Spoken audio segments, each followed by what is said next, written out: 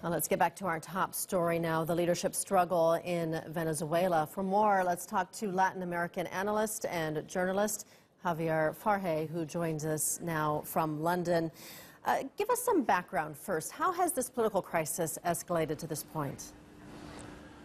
What happens is that when President Maduro called for election for last year, the opposition decided to boycott it, even though an informal, non-official candidate from the opposition stood against Mr. Maduro. The opposition did not recognize Mr. Maduro's victory by 60%, and they decided to boycott his presidency. Many countries in the region also decided not to recognize Mr. Maduro's victory in the election last year.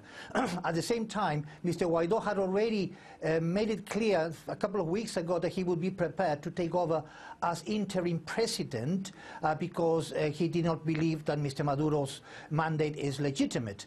Of course, this is a longer crisis. It comes from the moment that Chavez was nearly deposed in 2002, and the opposition has tried very hard to bring down the government. At the same time, the government of Maduro has shown a great deal of incompetence in the way they have dealt with the economy. A lot of, as you mentioned in the introduction, people are starving, and there's a lot of problems with medical supplies, which in part are the fault of strong sanctions that are actually biting the Venezuelan people. The very people, those who promote the sanctions, are actually trying to protect. So we have a situation now where Mr. Guaido has claimed to be the president. He's been recognized, as you mentioned, by some countries in the region, like Canada and the US. However, Mr. Maduro still has powerful allies, mainly outside the region, namely Russia, Turkey, who, as you mentioned, has decided to recognize, and probably China will do that because China is the biggest creditor that Venezuela has, and it's not in the interest of China not to recognize Maduro. And also Mexico, which is extremely important,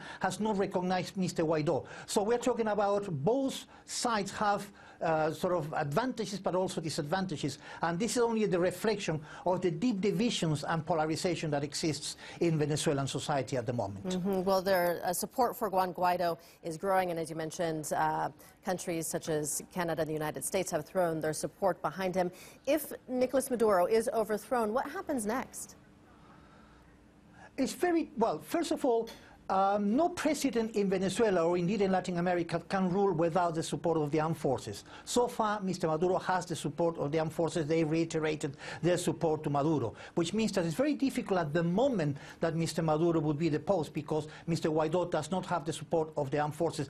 Some sectors might do, but the main bulk of the military support Mr. Maduro. That's going to make it very difficult for Mr. Guaido to rule the country. If he was deposed, we will have a direct violent confrontation, more violent than we have seen so far, because if there is a split in the army, we're talking about the people who have the weapons and the tanks, and that could create a very, very difficult situation. At the same time, the fact that Mr. Trump, President Trump, has not ruled out any possibility, including a military intervention, which he mentioned last year, would make it very difficult for allies of the new government, in inverted commas, to support that, because nobody is in favor of military interventions by the US in Latin America. They don't want to go back to the old history of military interventions.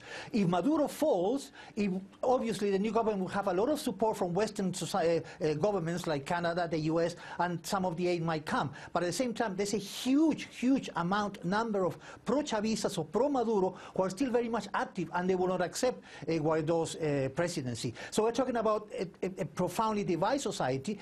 We mustn't forget that although there were big demonstrations yesterday for the opposition, there was a huge demonstration by the Chavistas as well, which was not properly reported in some media organizations. They're still very much, we're talking about 6 million people at least who will not accept any other government but Maduro's government. So we would be talking about a very hard confrontation, which would be very bad for Venezuela at the moment. Okay, we'll have to leave it there. Javier Farje, thank you for joining us today.